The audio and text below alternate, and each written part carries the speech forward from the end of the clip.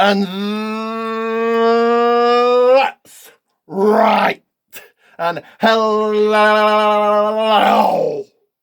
each and every one of you. I am, of course, still the number one heel. Hall of Fame Rock. Hall of Fame Rock. That name again. Hall of Fame Rock. And this is the channel that sits down but stands back up again. The channel that is breaking barriers. The channel that is still better than you. The channel that loves controversy. This is the People's Wrestling Channel. And it is that time again that you all wait for each and every video. And that time is to go and check out all my other videos. To share. To get viewing that description. To smash that bell right now to turn every single one of my notifications on. To comment below. Comment below. To tell all your friends. Spread the word. Get your voice heard and tell everyone you know. Check out my blog, both on Twitter and on Facebook. Speaking of Facebook, go and view and like WWA World Wrestling Alliance and me on Facebook, Ricky J. Pate. For me on Twitter at RickTheRock30. And to get those two, I'll say it again, 2 shoutouts. It is easy. All you have to do is like and subscribe. Like and subscribe.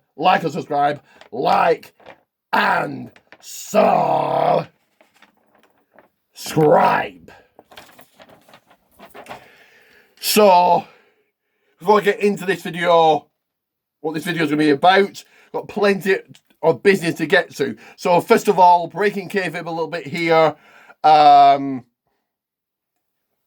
Noah Foster, thank you to you for joining me in my last video. A lot of fun doing it, really enjoyed it.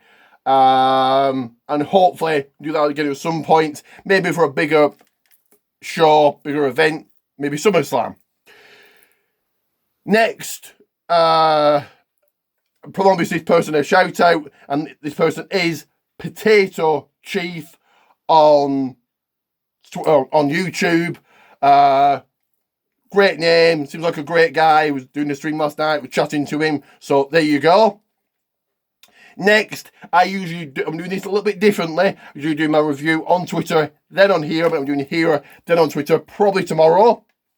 Next, I'm now looking for people, it's going to be serious people, serious wrestling fans, no haters, people to join me in a video or a few videos on Twitter, doing a review for a show or for a pay-per-view.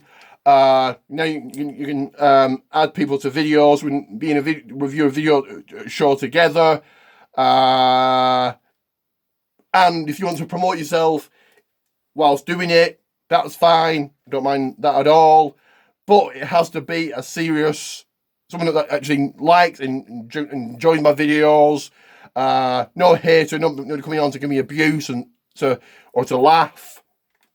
And preferably also someone who's been watching wrestling for a long time, just so then they know what they're talking about. Somebody new to the product won't know it as much. And last and certainly least, some little jabroni who wants his 15 minutes of fame and wants the number one heel, to mention his name. Well, here goes, Stuart Beach. Now, I'm only mentioning his name because he made a comment. The saying, out of sight, out of mind. If he'd not made a comment, I wouldn't be doing this. I want to address what he said. So first of all, the dislikes matter. Not to me. The world won't end, and it doesn't have any impact on my life if you dislike my videos or not. And if you dislike my videos, then me being a heel works. I'm mad about being banned from PCW. I'm only mentioning PCW because he did. So before people say, oh, he's still going on about it. Oh, he's still talking about it. I'm only mentioning them because he did. Don't believe me? Go and check my video. Take over in your house predictions. So, firstly, I'm not ecstatically over the moon, really happy about being banned. I don't like being banned from anywhere, regardless whether it's my fault or not. But am I really that fussed? No. Here's why. First of all, I can see PCW being done for whatever reason. If they're not done, they're really going to struggle.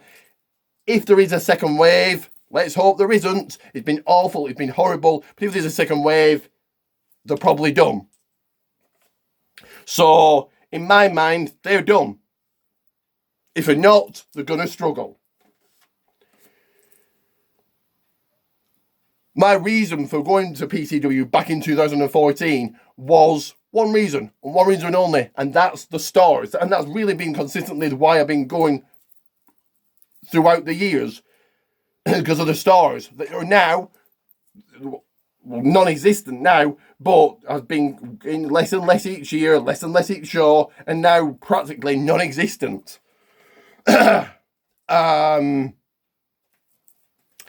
I like to go for a drink before and after a show. Reason being, it makes it the day long, makes it more of a day, makes the day better, because usually shows are just okay, nothing special. So it makes it a better day.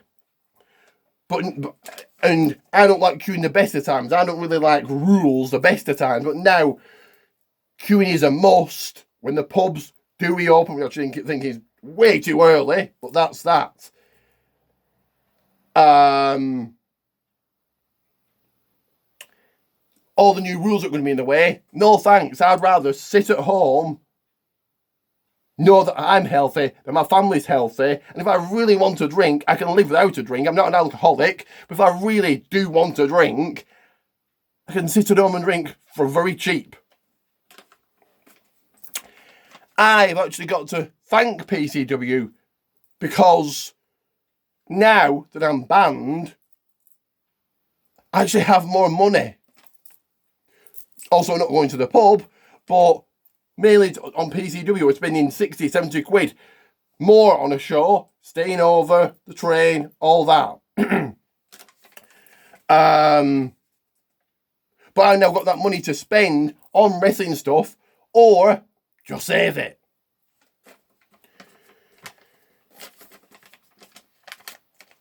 And quickly want to address this to the opinion of people that think, oh, PCW is the best. Isn't it the greatest ever? Oh, it's coming back no matter what. Two things. First of all, people who believe that also believe wrestling real and believe in Bigfoot. So their opinion doesn't matter. And also, I'm going to mention two names. Andy and Jeff Ogden. Great, lovely guys. Good friends of mine. And they go to many indie wrestling shows yearly. Go to Germany. They go to 150 indie wrestling shows. So they go to a lot. They go to plenty. They also seem to have a well-rounded, great understanding of how indie wrestling works here and in other countries. Now, if they were telling me, if it was somebody like me, that is a die-hard wrestling fan that lives and breathes wrestling 24/7, and it been watching for 20 years and still can't get enough, still loves wrestling from this day from when he started watching. So it's something like me, or someone like Jeff and Andy, someone like that said, oh, PCW is the best. I'd actually believe them. But the people that are actually saying it have no clue about life and wrestling in general. And I'm just going to leave it at that. Not going to go into detail because it'll turn into a 20-hour video. So, no, I'm not really that fussed. Whatever. So let's get into this video.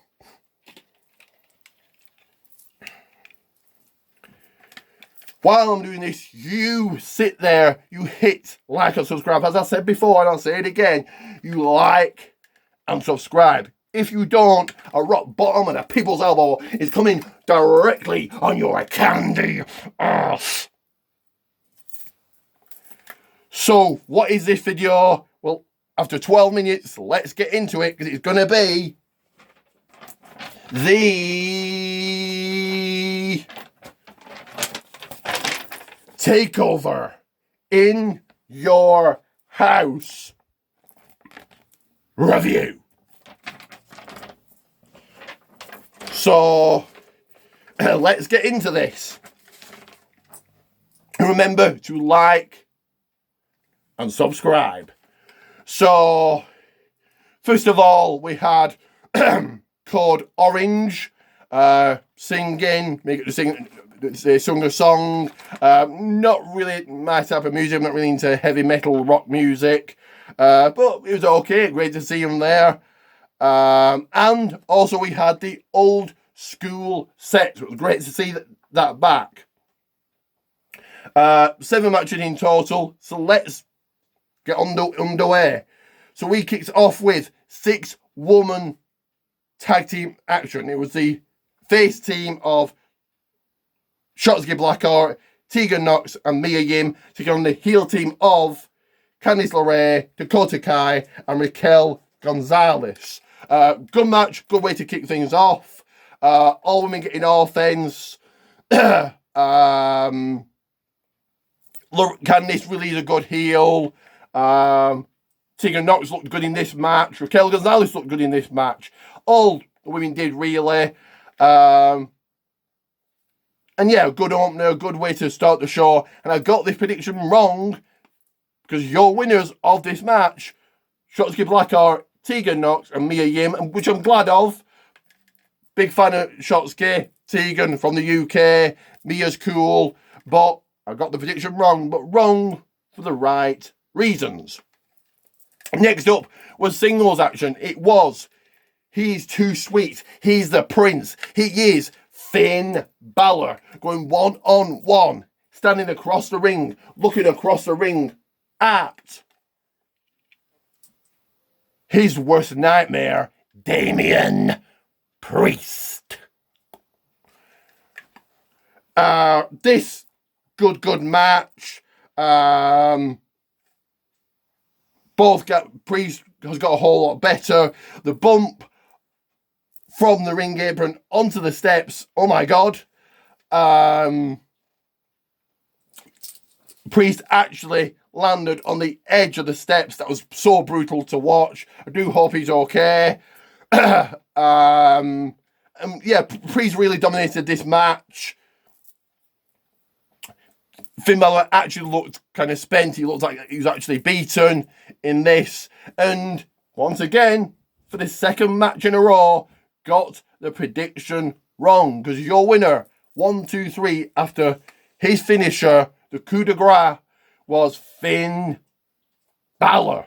So that was a shocker there. I thought Priest really needed the win. He did look good in defeats, but still, I thought he needed the win. Next up was a championship match. This was for the one, the only, none other than the North American Championship. It was the limitless Keith Lee, bask in his glory, taking on, putting his title on the line against, put it all on the line against the Rebel Heart himself, Johnny Gargano. And before this match even started, the bit of Johnny Gargano making it look like he coming out of the house was genius. That was really, really clever. Really, really good. Johnny, great heel. He really is a good heel. This match I enjoyed. Back and forth action. Both guys good. I'm a big fan of both guys. Gargano using the key on Keith Lee's eye. And I thought Gargano was taking the title. You had Candice LeRae come out, and Mia Yim came out beat up her. So great storytelling here. And for a third match in a row, I wasn't doing well because I got another prediction wrong. Can you believe it? That me, the king of predictions, got it wrong? Because your winner and still your North American champion, Keith Lee. So, Peter Shocker here as well. I thought Gargano, he beat Ciampa, he's turned heel. I thought he was taking the title. And now, who does Keith lose it to? I'm going to get to that, as I always do, after I've reviewed. Next up was quite a fun match. It was for the NXT Championship Gold, baby. It was the return of the Backlot Brawl. It was the challenger. It was the opponent. It was the flamboyant Velveteen Dream taking on leader of the Undisputed Era, man who's been champion for over 1 year. You know him. It is Adam Cole, baby. And, well, this match really, really good. Really clever, creative, cinematic. Great to see the Backlot Brawl match back. I thought this should have been the main event. Wasn't, but okay. I understand why. I'm going to try and break it down as much as I can. So, obviously, it was a big brawl. A ring with a circle of cars with a ring in the middle. And yeah, they brawled everywhere. They kind of brawled onto the street, and then Cole went into like a house or a shop or something, came out with a fire extinguisher. They even called an Uber, which I thought was pretty funny. Before the match, Cole turning up in a big monster truck, Dream turning up in a sports car, which looked cool. And I didn't even recognise Dream because obviously he's using his usual gear, so I didn't even recognise him. I thought it was somebody else. Until he spoke. But I do understand why they're in kind of street clothes and not in regular gear, so I understand why. And then we had Dream climb a ladder. Up went Adam Cole, and then Undisputed Era, well, Roderick Strong and Bobby Fish turned up. They came to save Cole. Cole fell off, smashed the car window, cut his arm. Looked good, probably all like special effects, but still looked good. Dexter Lumis was under the ring. He beats up Fish and Strong, throws them into a boot of a car, and off he goes. Before that, though, loaded chairs thrown into the ring, reminiscent of ECW, a company that I made famous because I am the Extreme One, the Hardcore One. So that was good. No, I did think that this thing at the side of the ring, Dream was coming off that, but no. Back in the ring, brawling, action continued. And then it only took a Panama Sunrise to win this match. And your victor, your winner, getting the W, getting his hammer is high. The championship still in his grasp, in his possession. And over a year champion was Adam Cole. So this was a shocker as well. For the fourth match in a row, I got it wrong. I really did think Dream was winning the title, But all the controversial stuff that's been going on about him, maybe that's why. And I hope he's not going up to the main roster. I just think he'll be lost in the shuffle. The main roster is way too full as it is. But yeah, great match. Really creative. Next up was another singles match. It was He's No Killer Doomsday. It's from Doomsday. It's Karrion Kross taking on the Heart of NXT from a former champion himself, Tommaso Ciampa. And this was a good match. This didn't really go that long though, and it was basically Kross just destroying and beating up Ciampa, really dominating him. Kross really looked like a monster here. And not really too much else to be said except for getting the W. Being your winner on this night was Karrion Kross. So I finally got a prediction right. And then in your main event of the night, the one that you were all waiting for, in a triple threat match, the NXT Women's Championship Gold.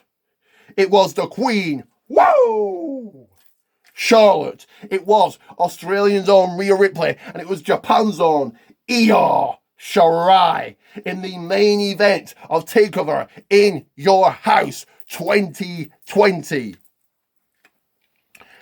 And yeah, great match, great main event, all women looking good, great storytelling, all men vying for the title, all women, many pinfalls, back and forth action, your typical triple threat match, but we had Charlotte throw Shirai through the set, and then Shirai flying off the set onto Rhea and Charlotte.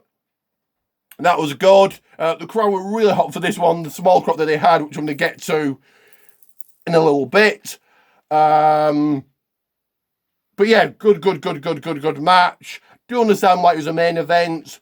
I thought really as soon as it mentioned it was a main event, right, Charlotte's losing. And guess what?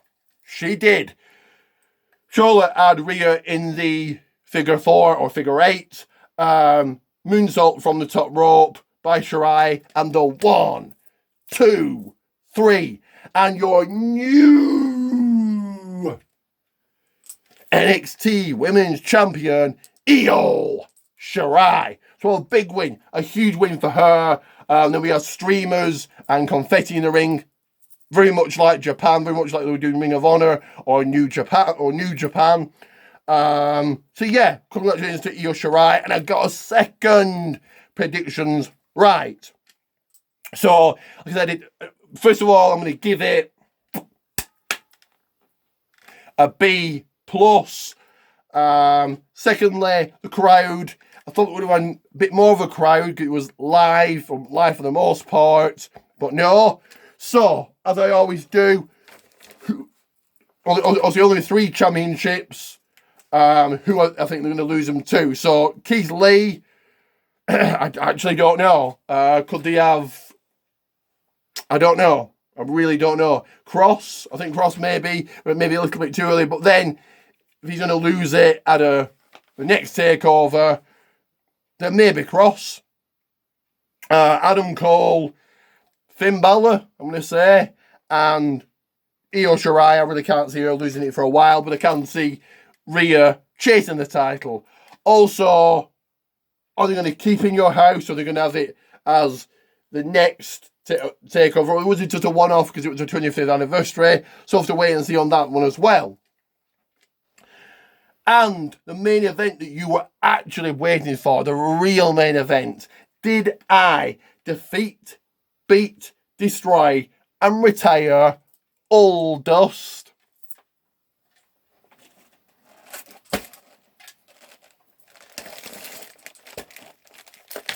What do you fucking think?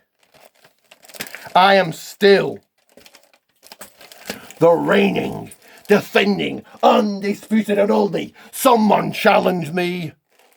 WWE Heavyweight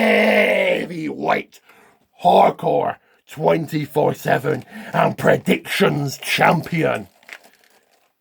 I destroyed Goldust. I retired Oldust. He's now in a retirement home where he belongs. And he can reminisce about the days of the ass whooping, the ass kicking I handed to him. He's now eating through a straw, jaw smashed in after what I did to him. He's gone senile, doesn't remember his own name, who his brother is, who his father is. In fact, I put that son of a bitch in a coma.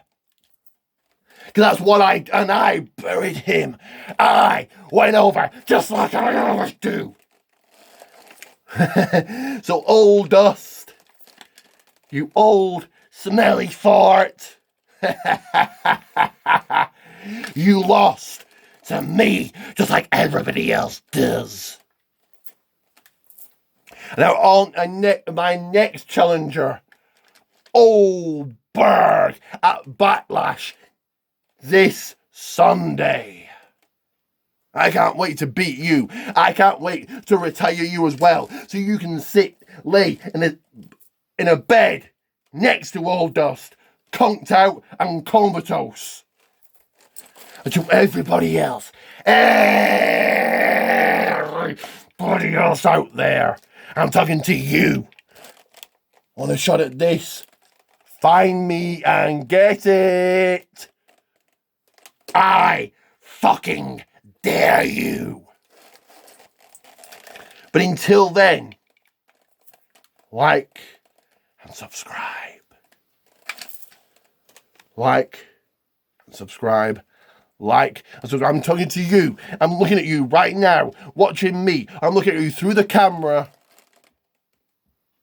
waiting for you to like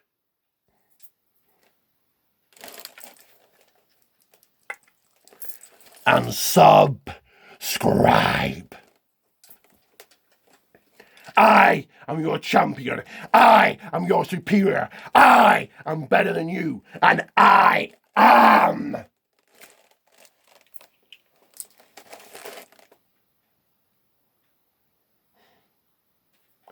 Hall of Fame.